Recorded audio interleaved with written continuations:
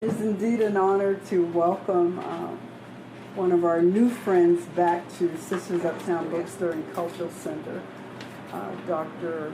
Professor Marco Bitetto. Professor Bitetto was here some months ago with an introduction of his book and some of the work that he's done. He's brilliant. His companion here also helps him get throughout the city in a loving way. And so we're proud that he's chosen to come back and share this information with you ladies, because you're going to be fascinated what he's done. He built a robot. Multiple robots. He's built multiple robots. And so he's going to tell us how he did it, why he's done it, and then what's happened to him as a result of the work that he's done, because it's been stolen recently. Yeah. So Dr. Bitetto is going to come in his own way, with his soft, kind heart, to tell us all about the work that he's done in the past. Dr. Bitetto. Thank you.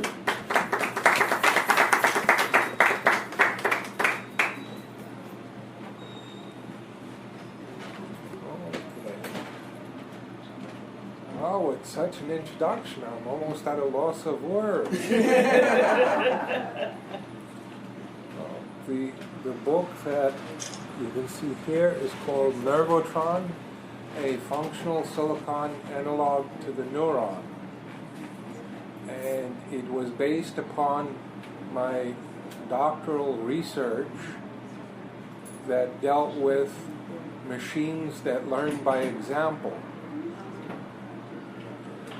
And the design of these machines is based upon both algorithmic analogs or algorithmic models that are similar to biological models, and also to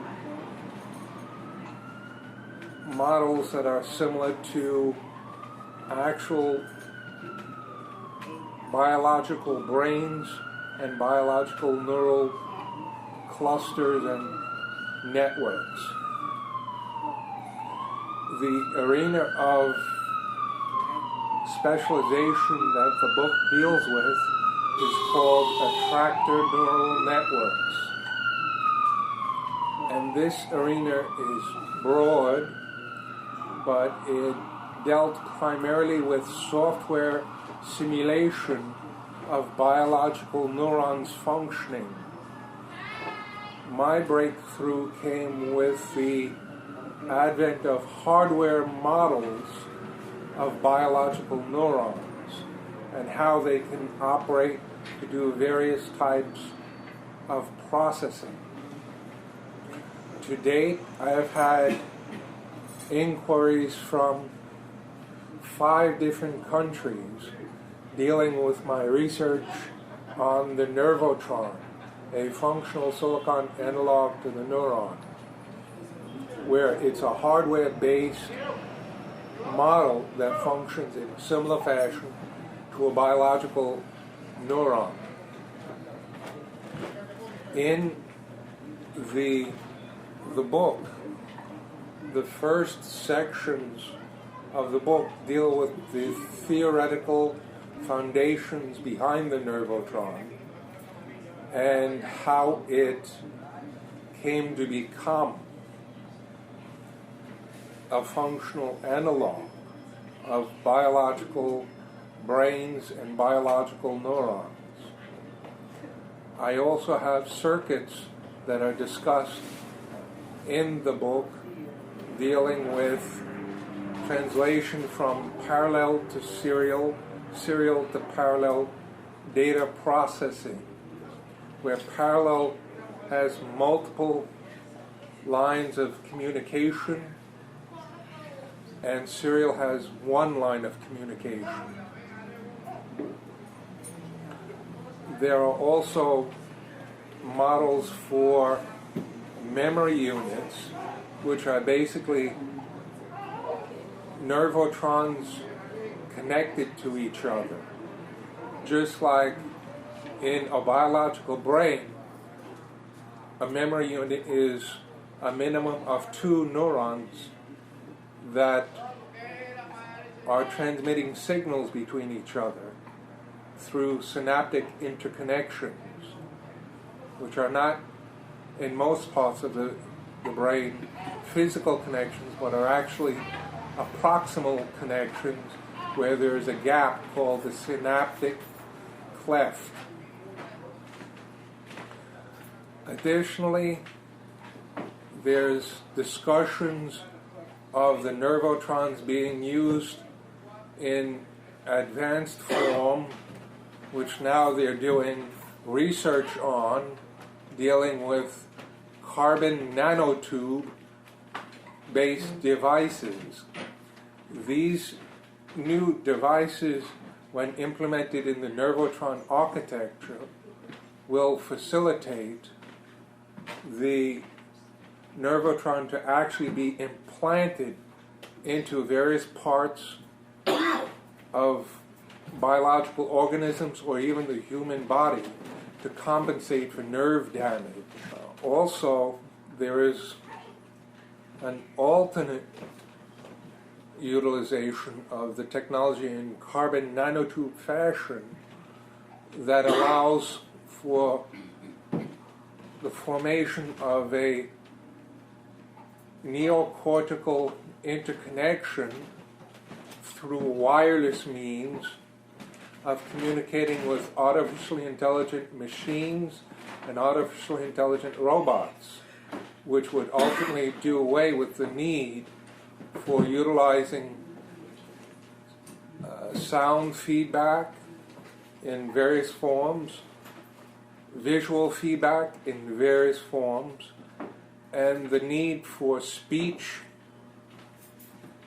dictation or typing or using a pointing device, whether it be a mouse, a tablet with a stylus, or a puck. And what would ultimately happen with this is that the user would merely think what they would want the machine to do, and the machine would function to the thought, reasoning out its own chain of reasoning using a technique called back chaining, where the machine is given a problem and uses the problem to work backwards to the solution.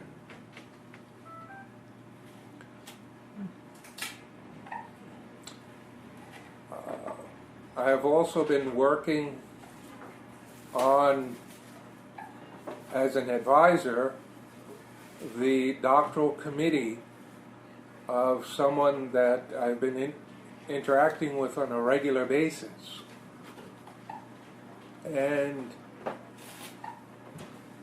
they have actually been able to mold the schematics that they've gotten from reading the book into a hardware circuit that is an analog to the visual cortex of the human brain. And as such, it is capable of forming image recognition, feature extraction, and also dealing with image detection in various forms of orientations. Now, the feature extraction comes in the form of looking for particular visual characteristics, like a beard, like high cheekbones, like the color of hair, or the degree at which the hairline has receded or is progressively towards the eyebrows.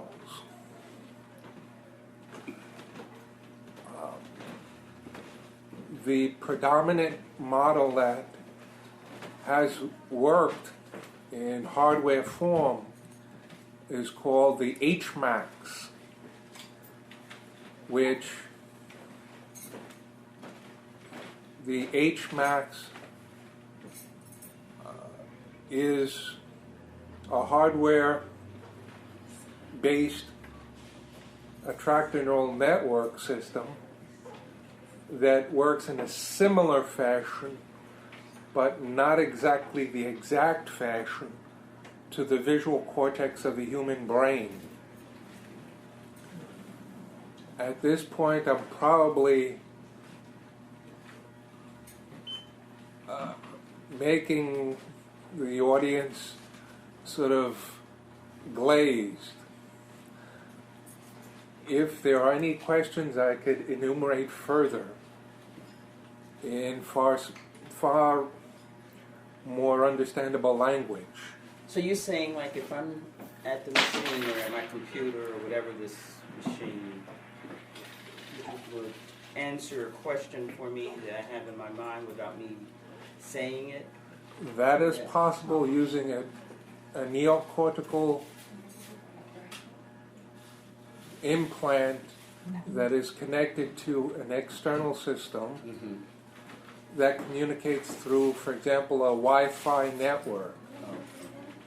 And the neocortical implant would be, at this point, from what the research is leading towards, a carbon nanotube-based system where each NERVOTRON would be 1/30,000th the size of the smallest known virus, and would additionally use power basically from the human nervous system, with the exception of the Wi-Fi transceiver, which that would probably be power isolated and utilize photovoltaics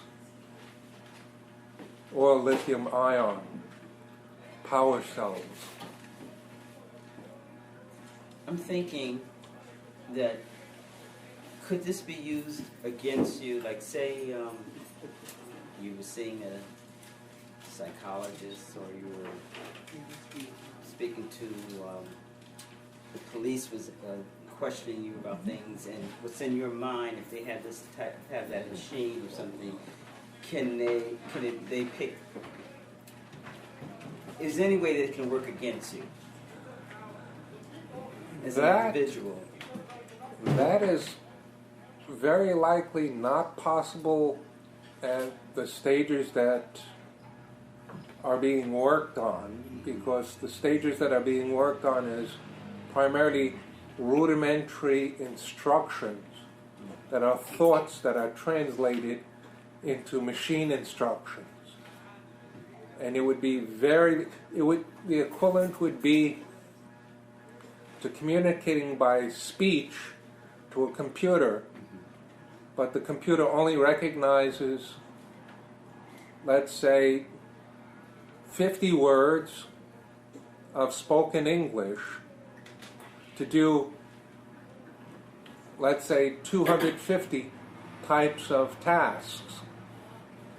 In the case of the machine and the thought link, it would be the equivalent of 50 types of thoughts, primarily motions of the extremities to control a robot, or thoughts of, let's say, color.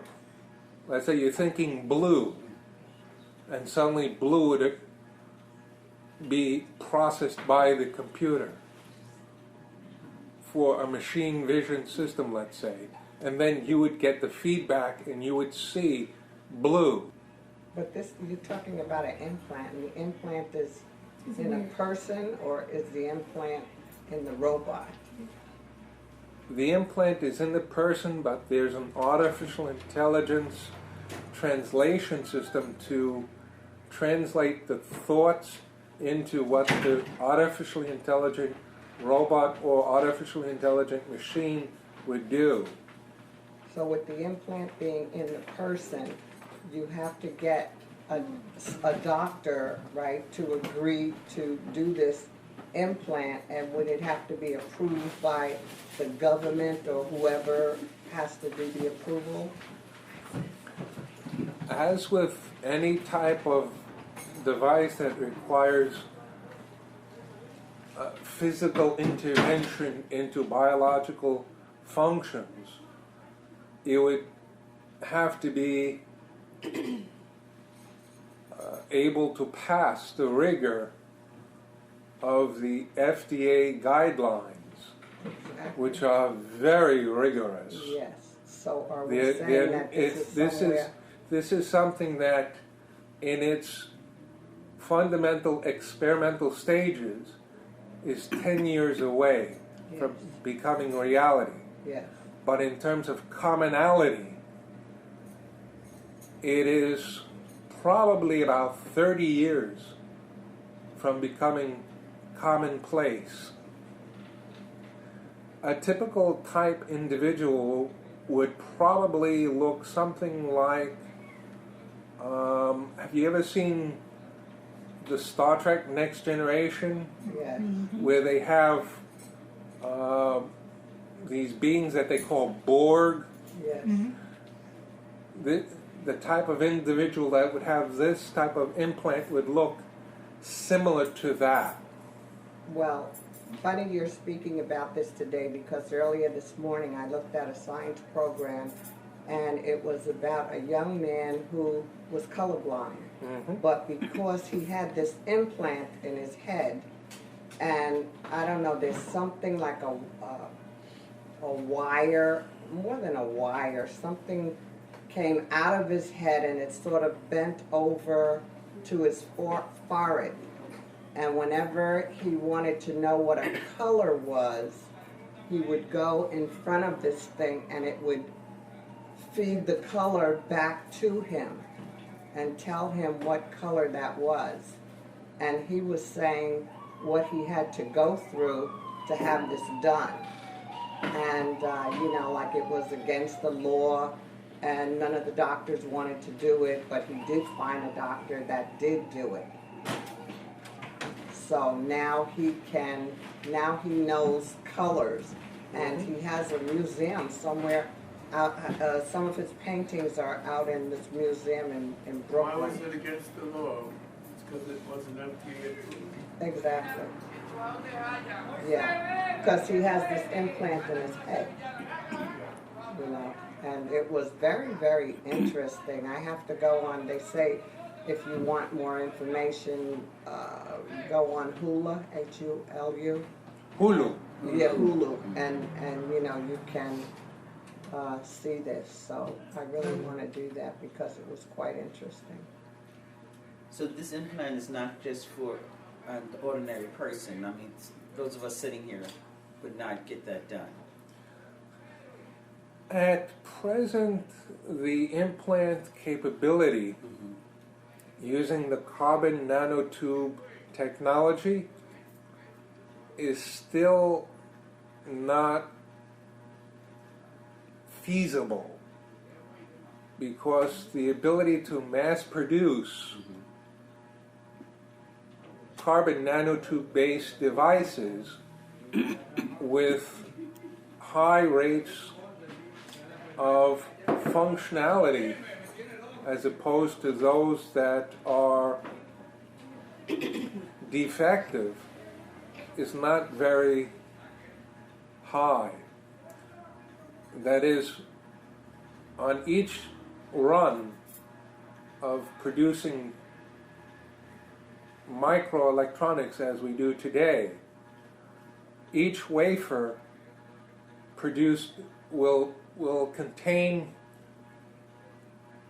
1,000 devices of, let's say, a microprocessor. And of these 1,000 devices, 300 will be non-functional. So you'll only have 700 functioning microprocessors. In the case of the carbon nanotube fabrication, the technology to mass produce it right now is still very experimental, and they have not increased the yield to where it's feasible for economies of scale. I suppose that would stand in the way of the FDA approving it until it could be perfected. Carbon nanotube technology can be used in ordinary electronics, but it can also be implanted into organisms and humans.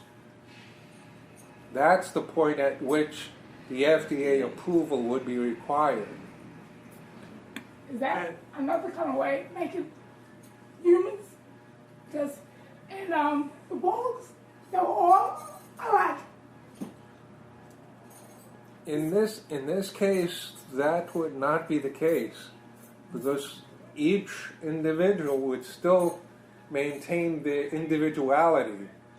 Unlike the Borg, the type of scenario you would have would be more like that of Isaac Asimov's Foundation trilogy, where he talks about the Solarians, where the Solarians were people that were able to control machines and robots that were artificially intelligent simply with thoughts.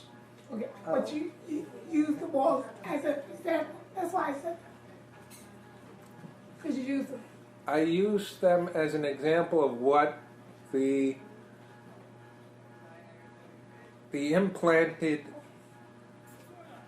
person would probably look like. Oh, you're going to make a new human. No. No, not a new human, an enhanced human. Yeah. Hands. Enhanced. Okay. Because this young man who had this implant I was speaking of that can now see colors, they were calling him a Borg. Mm-hmm. Oh, Even though, you know, of course it's not a Borg, but they were relating him to a Borg.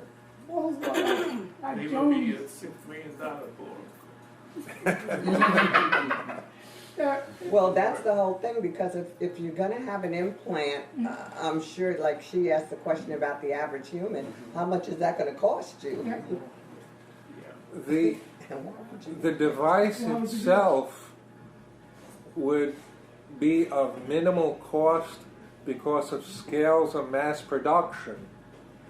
The surgery would then have to be brought up to the levels of scales of mass production also. I have a question. Go. Is this when you were working on this? Is this mainly for the visually impaired? Was this what brought about this, device that you're experimenting on? The device was made primarily as a way to test the theoretical practicality of producing an analog system whereby biological processes of nervous systems could be modeled. And of course, if you can model them, you can also adjust those that are not functioning properly, such as someone who has deafness can now get a cochleal implant where they have basically a radio transponder in their ear with an antenna, where if they're in a room, they can pick up the radio transmissions and hear sounds, whereas you and I would be in the same room and we would not hear a thing. So I'm saying, and they've come a long way with people who are, who have these impairments. They, like I said, making devices that they're, you know, are able to cope in the outside world. But what I'm saying is, what made you? Are you thinking about someone who's visually impaired? I mean, since you are, I mean, is this how you came about thinking of this beyond what's come out so far? With like hearing devices, certain hearing devices, and certain lenses for people to be able to see better and what have you. Oh, well, this type of technology could be used to augment deficiencies as a result of disease or birth defect, which is very possible. Another possible utilization of this technology would be to compensate for, in certain instances, those that develop Parkinson's disease. You can wire artificial neurons, the nervotrons, to compensate for those circuits in the brain that cause stable motion as opposed to staccato motion, which is common in Parkinson's disease. Was that same hold true for schizophrenics? That is theoretically possible, although the physiochemical cause of schizophrenia has still to be precisely defined. I think schizophrenia has like a serotonin reuptake rate that's too fast and needs to be slowed down. That's one theory. Yeah. Another theory has to do with an excess of dopamine, which controls motion. In fact, the dopamine theory of schizophrenia came into being as a result of use of such antipsychotics as Haldol, which inhibits dopamine uptake. Now, you have to wonder, is it dopamine? Is it serotonin? Is it something else? Don't know. It's not been precisely defined. Unfortunately, medicine is not a science, it's an art. What are the cons? You talk about the pros. What are cons? Like, what's the bad side? The bad side of the technology? Yeah. Well, the dark side, as you know, all technology has a bright side and a dark side, depending upon who is using it. Right. The dark side is that it has direct military implications. Oh, to control, right? Correct. In fact,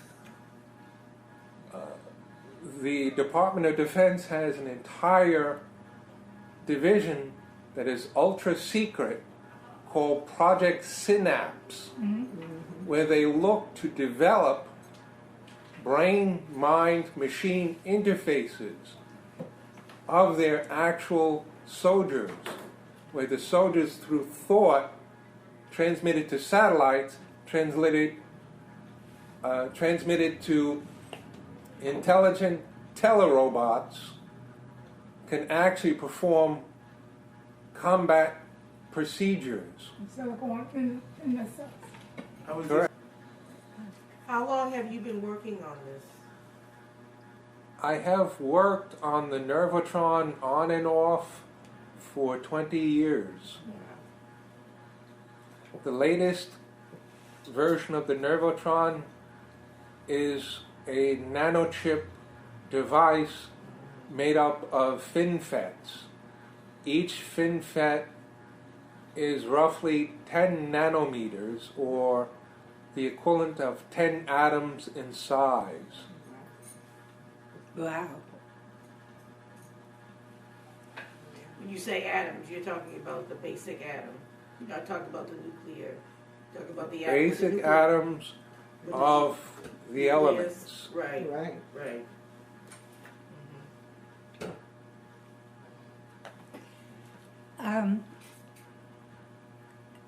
Thank God I was around for the first man on the moon. And in the papers and some books I've read and everything, I help him around because the big push now is to Mars. Maybe this business, all this business, will be picked up by the government and etc. Because in the beginning, they think that the first ones on Mars are not going to be able to live on the surface. They're going to have to dig down to tunnels to live in and everything. And maybe they'll take robots with them to do the digging. That's most definitely the case. Yeah. Because the Martian surface is a It's water. combination of granular Yeah, and rocky. yeah. It's very moist. The ground. Not moist, No, rock. granular. No, and I know rocky. it's rocky. Yeah. Right. They But they're still, going they to have to still, live they still have downstairs. not found water Right. on Mars. Yeah. Mm-hmm.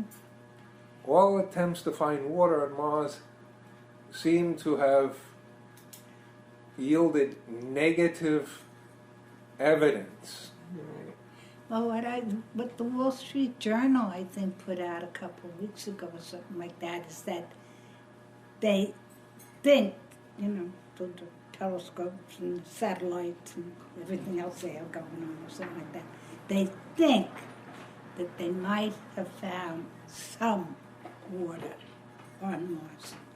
That Evidence. the journal didn't say they found, No. think.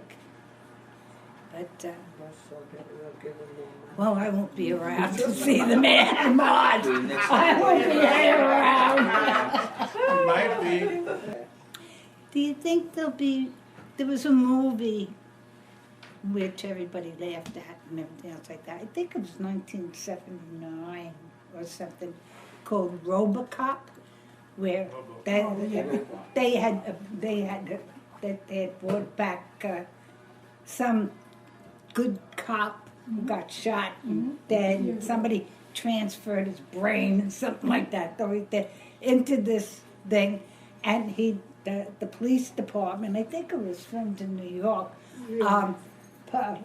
put this robot out, and one of the cracks in the movie was, but it's very true, that if the police force only had 10 Robocops in each precinct, and there was riots, mass murders, this stuff, that stuff, they wouldn't send in the regular cops. They'd send them in to shoot it up and throw a grenade and stuff like that. And then it said, think of all the money the city would save because they wouldn't have to pay any pensions for the cops for the rest of the year. Because I remember laughing coming out of the movie. I said, oh my God, you know. But do you think they could eventually build robots that, for situations like that, in law enforcement? They already have them. Where? We don't have any in New York City. They have them in New York. They fly. With a robot. Oh, you're talking about drones. Yes. Right. The Yeah, but drones, the drones not only are able to see, Right. they're also able and equipped with weapons. Yes. Yeah, but a drone isn't saving the city any pension. Something like that. What it's doing though is it's saving the city the expense of medical coverage for an injured law enforcement officer. Is with the neurons, the One moment. Is it taking pictures? Yeah, I do. Okay, good. With the when you're talking about neurons and the simulation and the nanotechnology, do you think that soon that babies who are born with like spinal bifida or birth defects or something like that, we would have a cure for the people with paralysis or people with neuromuscular diseases like MS or something like that? Do you think that we would be able with the neurons to bridge the gap between nanotechnology and biology to the point that it can eliminate certain types of birth defects or certain types of motor neural diseases? Okay. That is very, very likely. Do you think that this, I was not here for the first part of that. What is the actual name of the device that you've been working on? NERVOTRON. NERVOTRON is a concatenation of nervo elettronico.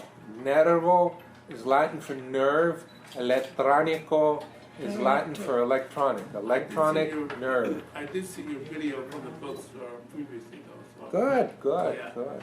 But do you think that it could possibly use to, I'm specifically thinking of the cochlear implant, to enhance its capability? Because once I saw someone panhandling on the subway, giving out cards,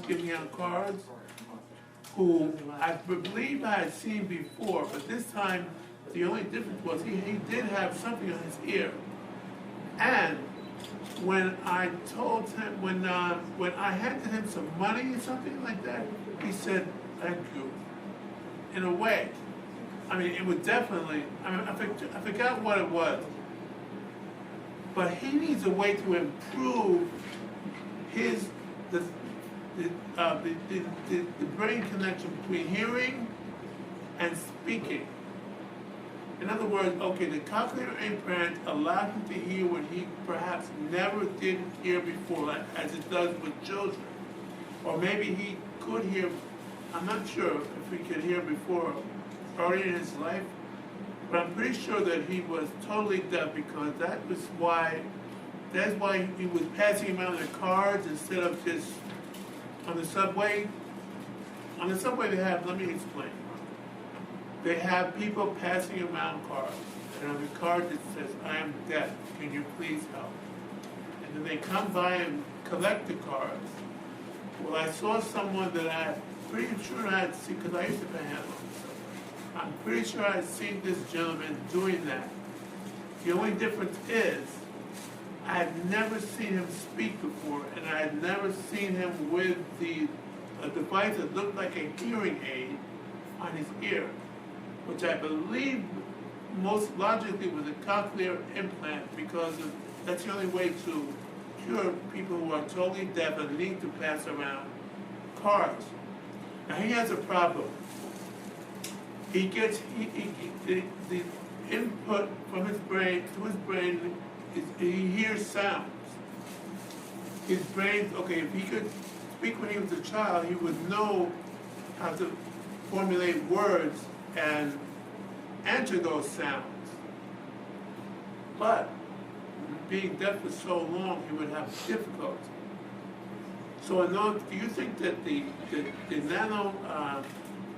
nano nerve, what is it called?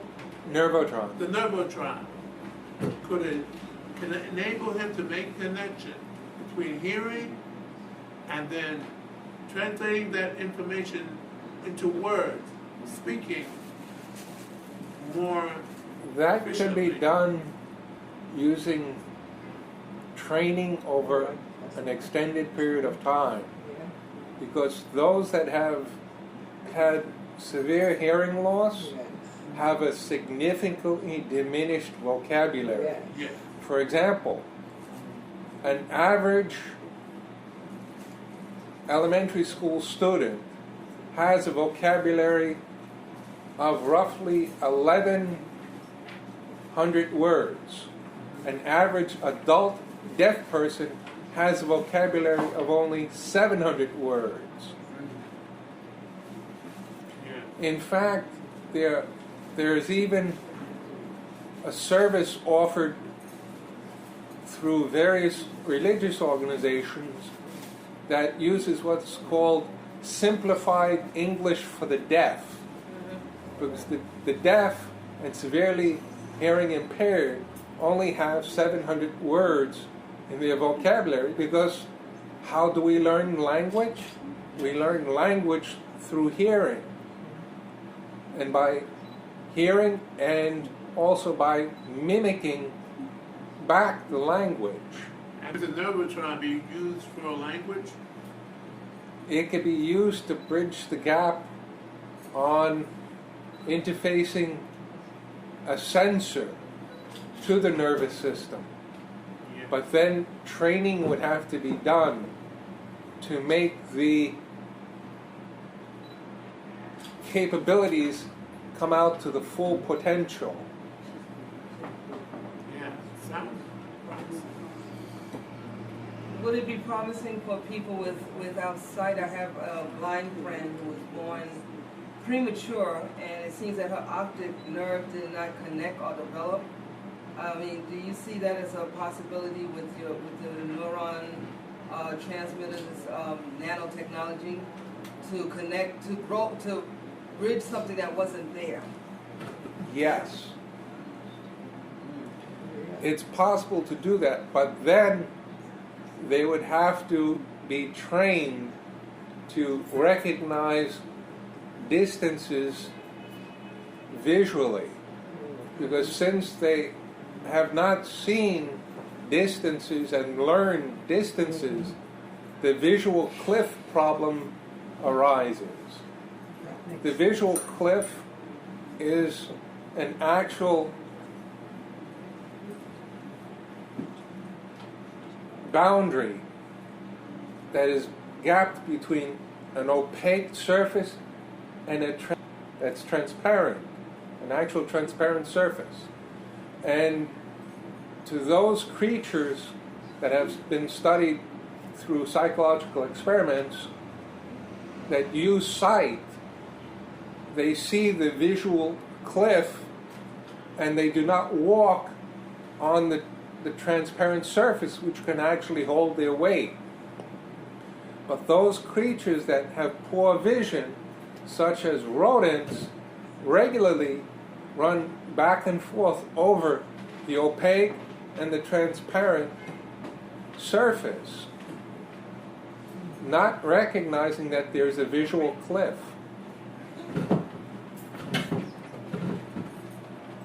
What about mental diseases like dementia and Alzheimer? Would that nerve? That is possible to be a stopgap. It won't be a cure, because those diseases are progressive. Mm-hmm. But it's a stopgap to retard the progression of the disease.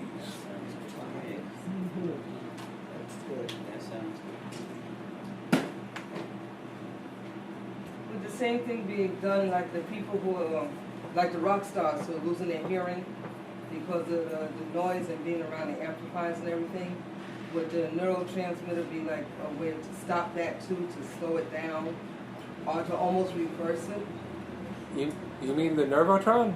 Yeah. Yes, the NERVOTRON is capable of compensating. Now also, here's an interesting thing. You can, in the NERVOTRON example, implant a NERVOTRON that, like a physical nerve, does not physically connect, but has a synaptic cleft. But it's communicating with the neuron through basically an antenna. Since when you have the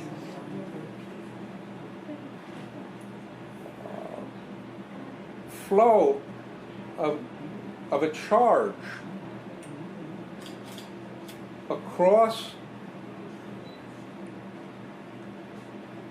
any medium, in this case It's the sodium-potassium differential across the nerve's myelin sheath. You have an electromagnetic field being generated by this constant charge density wave that is traversing the length of the neuron.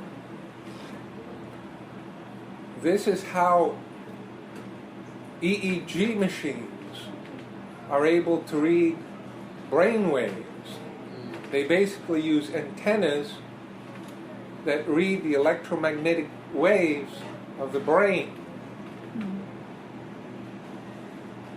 Likewise, there was once a brain surgeon that experimented with using radio transmission to pluck various points on the auditory nerve, where he was able to have his subjects hear entire orchestrations that did not physically be audible except through radio waves. Almost like the high frequency a dog would hear that humans can't? Somewhat similar, but this is more like plucking the nerve's natural resonant frequency in the electromagnetic spectrum. Now, what about with the brain? They say that when you eat, it takes 20 minutes for your brain to realize that you're full. So in the case of myself in this diet, if we were able to stimulate my brain quicker to say, do not eat that piece of chocolate cake because you done had a full dinner, instead of waiting 20 minutes for my stomach to reach my brain and say you're full, if you did it in 5 minutes, then it would say, just shut your mouth and don't eat that cake. So can you do that? Yeah, can you do that? That's right, that's right. In theory, it would be possible by inducing a state of neural transmission called hyperpolarization. Hyperpolarization is a state by which the neuron is able to deal with signal transmission within the refractory period. To make it even clearer, the refractory period is the cycle that the neuron fires and then recovers from the firing of the charge differential of the potassium-sodium pump along the neuron to transmit the electrical impulse through the neuron. Now, if you go and you repeatedly stimulate the neuron within the refractory period, you engage a mode of neural processing called hyperpolarization. In hyperpolarization, the neurons that are adjacent or within the vicinity of the hyperpolarized neuron will fire at the same frequency as the hyperpolarized neuron, but out of phase. This is where we sometimes we're thinking of apple pie, and suddenly we're thinking of a summer picnic at the same time. So you have the satisfaction without the calories.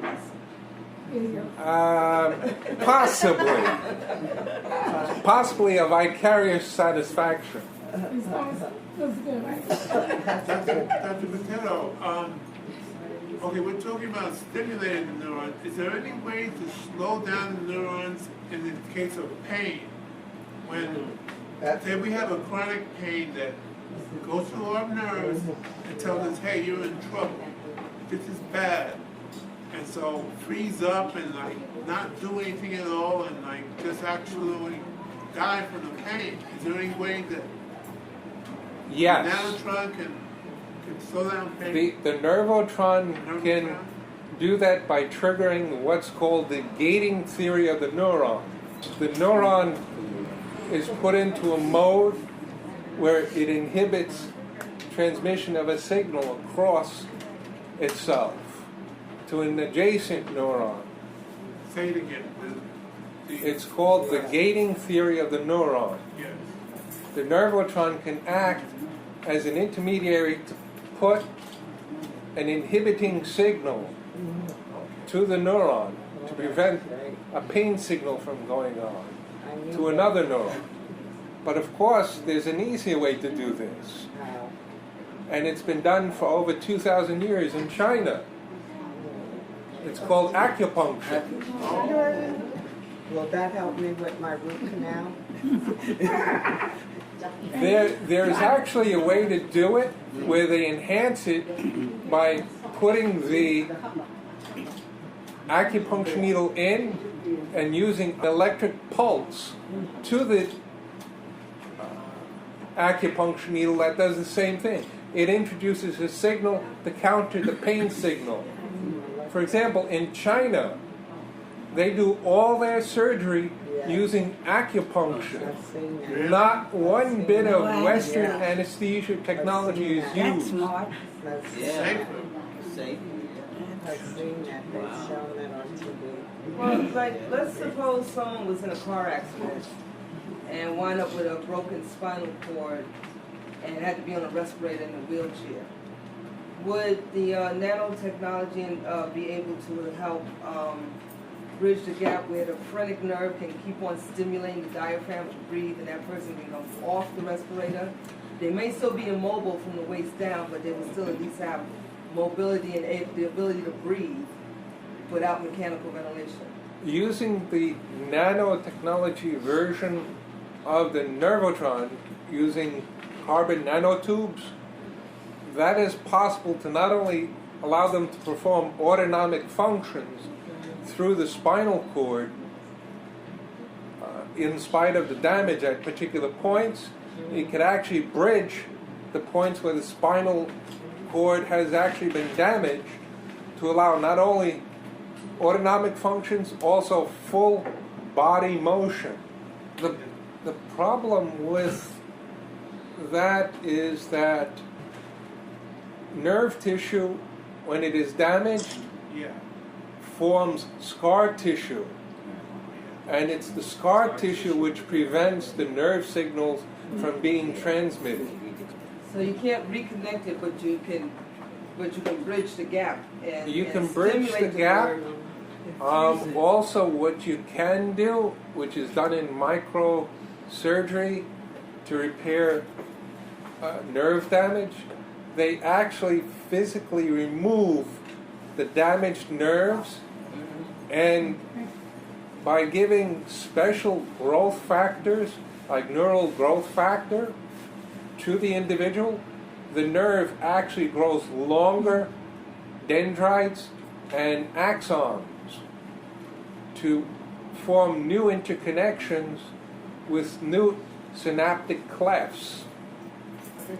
The dendrites are those portions of the neuron that receive the signal, and the axon is the portion of the neuron that transmits the signal. They've done that at the Miami Project to Cure Paralysis. They did that maybe about 10 years ago, but it's unfortunately has yet to lead to mobility. It's something that it works sometimes it doesn't work, because it's still not practically proven. Yeah. You can't repeat the results efficacy in every case. What led you into going into this area?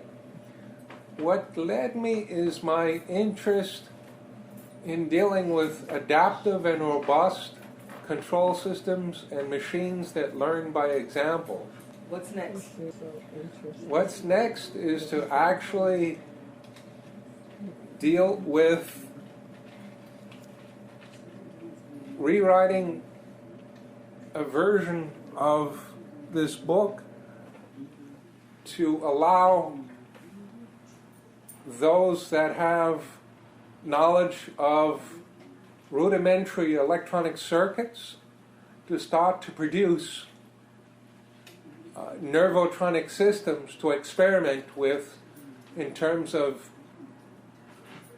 dealing with processing of information for specific applications like speech recognition, machine vision, fine-tune servo control,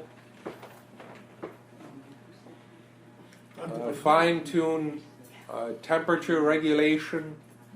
Are you working at all with the robotic industry that is helping the disabled people? Veterans coming back from the Gulf War, they're having homes equipped with all kinds of devices to help them live more, to help their quality of life, to help them live normally Yeah. when they're disabled. Right now, I'm not working with a particular robotics company, but I am working with various research teams that are interested in incorporating the NERVOTRON technology to perform various types of applications. One application is dealing with compensating for vision loss in those that are blind either as a result of accident or disease, and to give them vision back. Do you need a patent? Do you have a patent for your nerve? I have numerous patents on the Oh. NERVOTRON. Okay. However, the patents have elapsed. Oh. At the time the patents were filed, the protection for the patents was 15 years. Uh-huh. That was Yeah, 20 years ago. Yeah, it takes a Wow. So, what do you do now? At this point, I'm basically reinventing the mousetrap, which is to optimize the circuits where they could be fabricated to economies of scale. I want to buy your book. Wonderful, wonderful. Jennifer would be ecstatic.